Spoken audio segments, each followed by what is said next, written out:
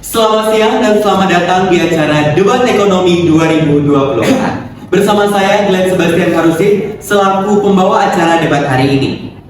Kali ini kita kedatangan peserta yang sangat luar biasa dari universitas ternama di Indonesia. Di sebelah kanan saya ada tim pro, Gabriel, Vera, dan Andre dari Universitas Indonesia. Dan di sebelah kiri saya ada tim kontra, Celia, Marco, dan Endro dari Universitas Gajah Mada. Hari ini kita akan membahas topik debat yang sangat penting mengenai rencana dan strategi pembangunan ekonomi di Indonesia. Sebelum itu kita ketahui bahwa rencana adalah langkah-langkah yang dirancang untuk tujuan tertentu, sedangkan strategi adalah metode atau cara yang dilakukan untuk menyukseskan rencana. Baik, sebelum kita mulai, izinkan saya memperkenalkan notulen debat hari ini, Franciscus yang akan mencatat poin-poin utama. Ya, kalau saya Franciscus, saya akan mencatat semua argumen yang disampaikan oleh kedua kelompok tersebut. Yang di sebelah kanan kita ada pro dan sebelah kiri kita kontra. Saya akan mencatat semua yang disampaikan tersebut dan mari kita pastikan debat ini akan berjalan dengan lancar. Terima kasih. Baik, terima kasih kepada Franciscus. Kita masuk ke sesi argumen. Sesi argumen berarti di mana tim mendukung posisinya di bagian debat. Jadi di sini tim silakan memberikan argumennya masing-masing mengenai pro dan juga kontra. Yang pertama kita persilakan kepada tim pro. Baik, terima kasih atas Glenn dan juga Franciscus.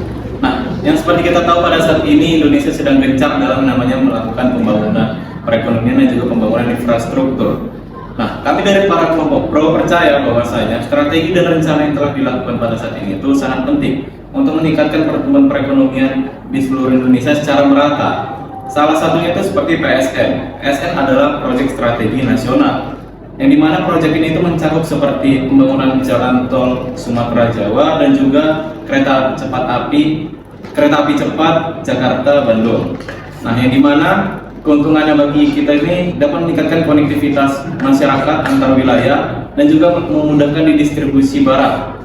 Oleh karena itu, hal ini dapat meningkatkan pertumbuhan perekonomian di daerah-daerah yang sebelumnya sangat sulit dijangkau. Betul sekali, Gabriel. Saat ini pemerintah sedang menerapkan sebuah program yaitu untuk meningkatkan kualitas sumber daya manusia. Nah, program-program tersebut adalah Kartu Prakerja dan juga digitalisasi pendidikan. Melalui program ini kita diharapkan untuk membangun ataupun menciptakan atau mempersiapkan tenaga kerja yang baru yang lebih kompeten dan juga siap untuk menghadapi tantangan di era globalisasi. Nah, selain itu, program ini juga diciptakan untuk memperbaiki yang namanya ketimpangan keterampilan antara tenaga kerja dan juga membantu yang namanya meningkatkan angka produktivitas itu lebih tinggi. Saya juga setuju dengan Gabriel Vera. Selain itu, strategi pembangunan infrastruktur juga menggunakan skema penanggulangan biaya alternatif yang dimana ini berupa seperti KPBU, yang dimana KPBU ini kerjasama pemerintah dan para usaha. Jadi dengan menggunakan skema ini, pemerintah berharap dapat menarik banyak investor untuk berpartisipasi dalam proyek-proyek infrastruktur. Jadi tidak hanya terpaku pada anggaran negara saja. Ini adalah langkah yang sangat bagus untuk pembangunan infrastruktur tetap berjalan dan memiliki banyak pembangunan. Baik, terima kasih kepada tim pro. Kita lanjutkan ke argumen dari tim kontra. Terima kasih Glenn, kami dari kelompok kontra berpendapat bahwa meskipun rencana dan strategi ini tampak bagus di atas kertas, sebenarnya ada beberapa hal yang perlu kita perhatikan. Yang pertama adalah proyek infrastruktur yang besar seperti pemindahan ibu kota ke Kalimantan. Walaupun tujuannya untuk pemerataan pembangunan, tetapi hal ini membutuhkan sumber daya yang sangat besar dan dapat mengalihkan perhatian serta anggaran dari kebutuhan mendesak lainnya di wilayah yang sebenarnya lebih membutuhkan. Saya setuju dengan Celia. Selain itu, kita juga perlu mempertimbangkan dampak-dampak dari proyek besar ini.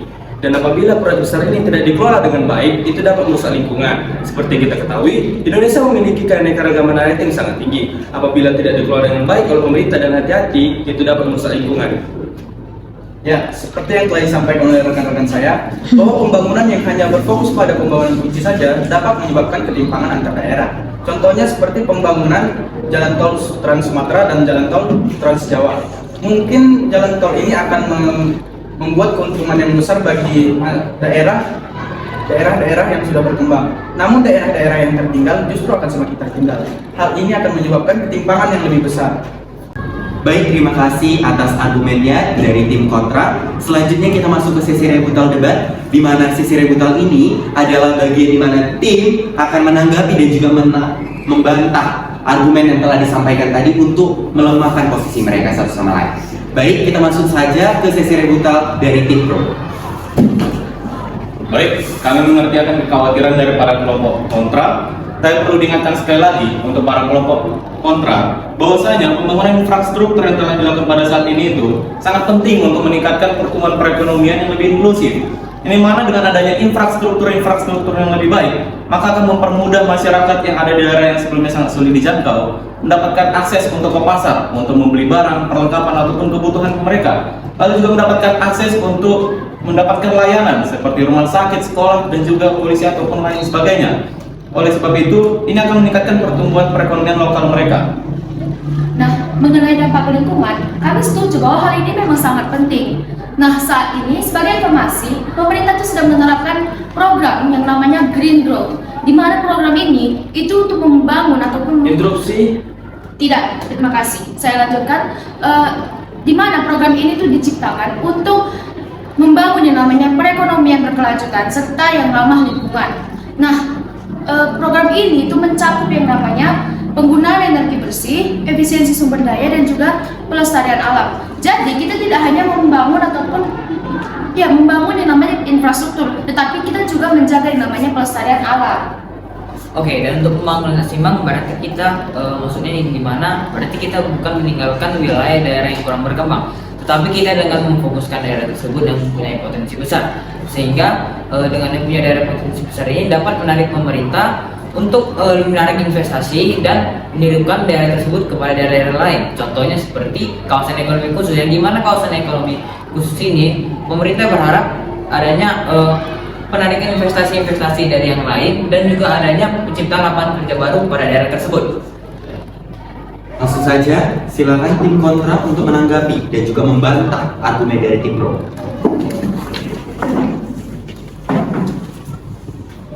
Baik, saya mengerti apa yang disampaikan oleh kelompok pro, tapi sebenarnya kita juga harus realistis bahwa begitu banyak proyek infrastruktur besar yang sudah mengalami kendala karena berbagai masalah. Adapun masalahnya seperti pembebasan lahan atau keterlambatan dalam pelaksanaan, sehingga tidak, terima kasih, saya lanjutkan. Sehingga masalah tersebut dapat menjadi pembengkakan biaya maupun waktu yang akhirnya merugikan masyarakat itu sendiri. Dan meskipun ada program Green ini, penerapan di masyarakat sering tidak sesuai dengan rencana. Banyak juga proyek-proyek kok yang tidak sesuai, dan banyak juga kok proyek-proyek yang merusak lingkungan.